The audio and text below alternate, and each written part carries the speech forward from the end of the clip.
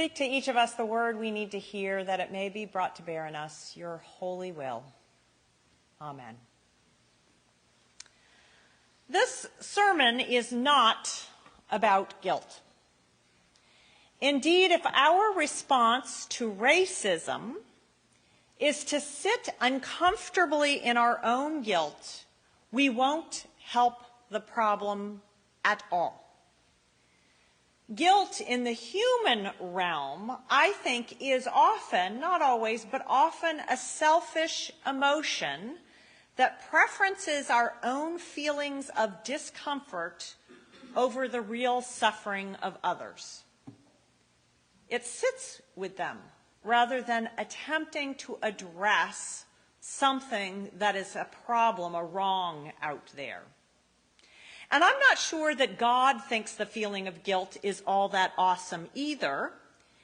Indeed, time and time again in our biblical stories, God will intervene to wash sin away so that human beings can stop being paralyzed by guilt and start moving forward.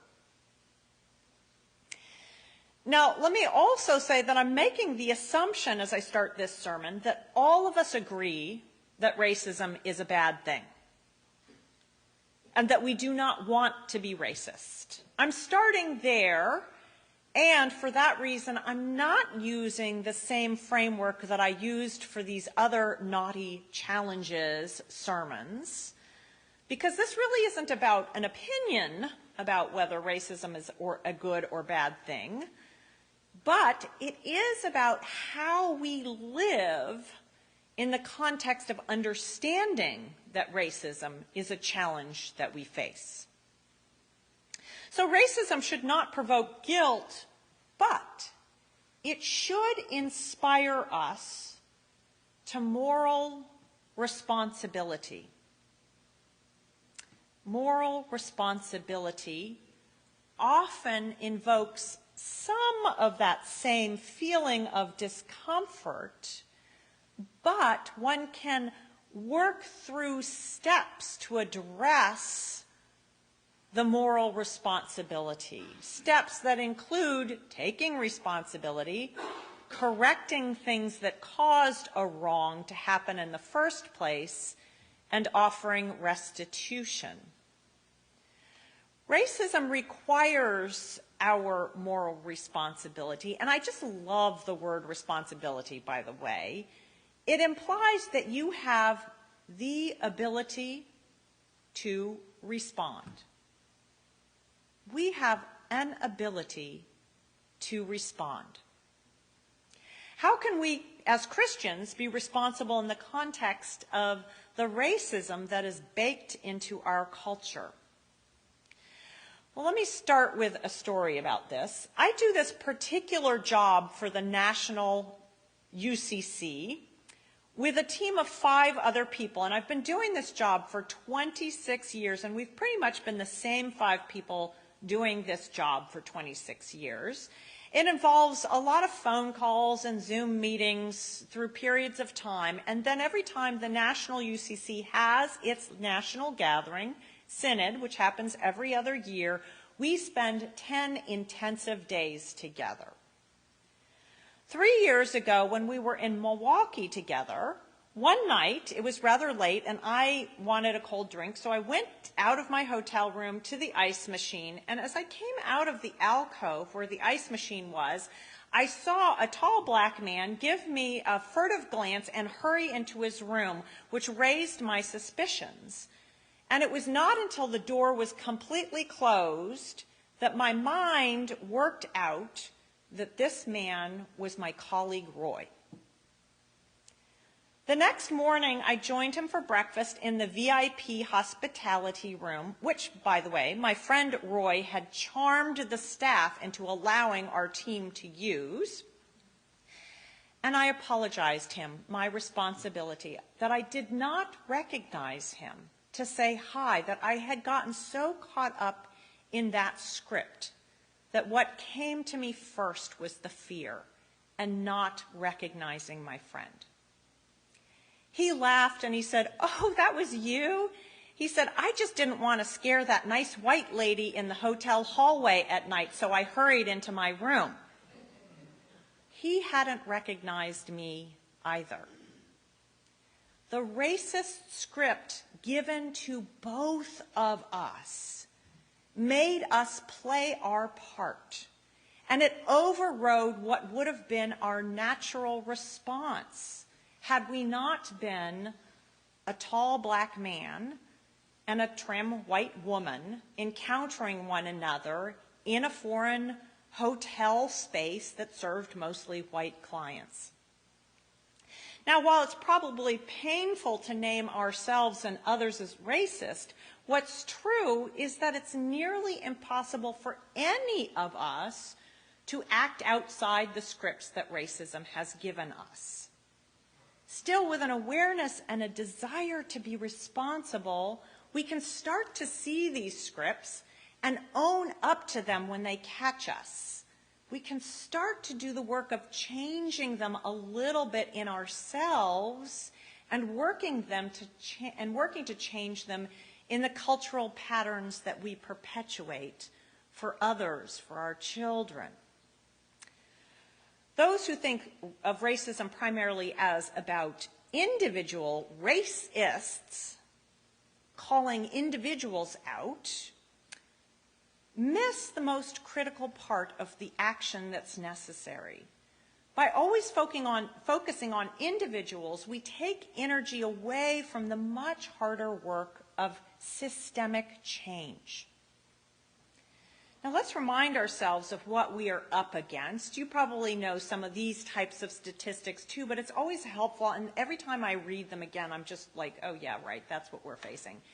In education, preschoolers who are black are 3.6 times more likely to be suspended than their white colleagues. This is true for both boys and girls.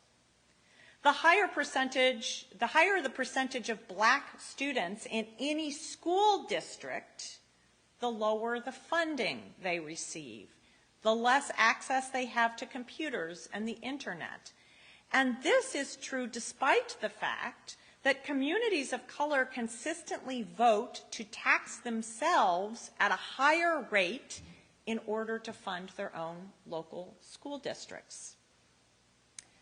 In employment, black Americans with white-sounding names receive 50% more callbacks for job applications.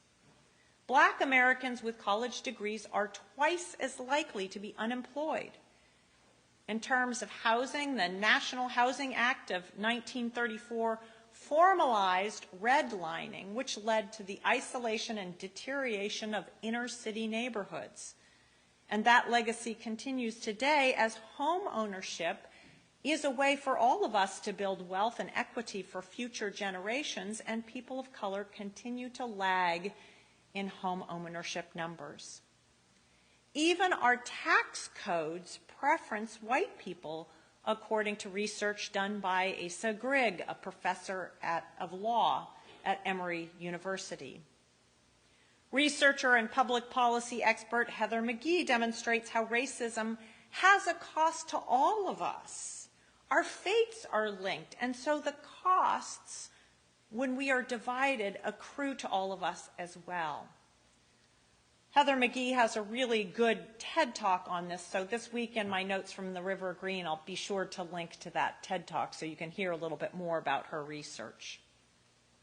So baked into our system is racism that it becomes a kind of force of the powers and principalities, what we might even name a demonic force, which inhabits our institutions, co-opts our leaders, and thwarts our humanity. And hence we need God's power to address it. And so to our scripture. Now here is a man who is so hard beset that he is naked and living in a tomb for God's sake. He is in a state of anguished captivity at the hands of his demonic oppressors. Now, some scholars note that this is a story that really spoke to the people at the time of Jesus because it's a story about oppression under dominating forces. And notice how the man, when asked the name of this demonic voice, says legion, invoking the military term for Roman soldiers who served to enforce the emperor's rule during the time of Jesus against minority populations such as Jews and Samaritans. And who is this man so possessed? We might see him two ways. See him as the minority who has been dehumanized by the effects of the occupying legion, or we might actually see him as the every man, the every human who has been stripped and possessed by the collective forces that would degrade and dehumanize us. These forces see Jesus as potentially torturous initially. And it is not until the legion have left this body, this man's body, and inhabit a whole herd of pigs, that the man is finally able to sit down at Jesus' feet and be clothed and in his right mind. In the racist script, I could not see my friend Roy. I was not in my right mind. Once that racist script is named as demonic and sent outside of me, it's not me, it's part of what's going on in the world. I can own my part in it, but it's not that I am an individual racist, it's that I am part of racism and the way it lives here. Once I'm able to do that work, I'm actually then able to take responsibility. And blessedly, I can take responsibility because Jesus does this work with us, helps to give us language which humanizes one another, which places us all in the same family of faith. And this is God's intention. Just like God's original creation of humankind, in this case, Jesus gives this man a commission, clothes him, sets him back in a rich community. On a small scale, it's a story of one person beaten down and dehumanized by a dominant force. Writ large, it's a story that signifies God's liberating desires for all people who are dehumanized in any way. And this is where our responsibility kicks in. Our neighbors who are of color do not need us to feel guilty. They need us to be educated. They need us to understand the cost of racism to them and to all of us.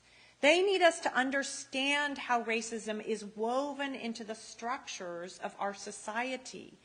They need us to work as allies towards racial justice. And this is work that we can do even though we live in the least diverse state in the nation, in a county where the white population is 94% of who we are. We still can do the work.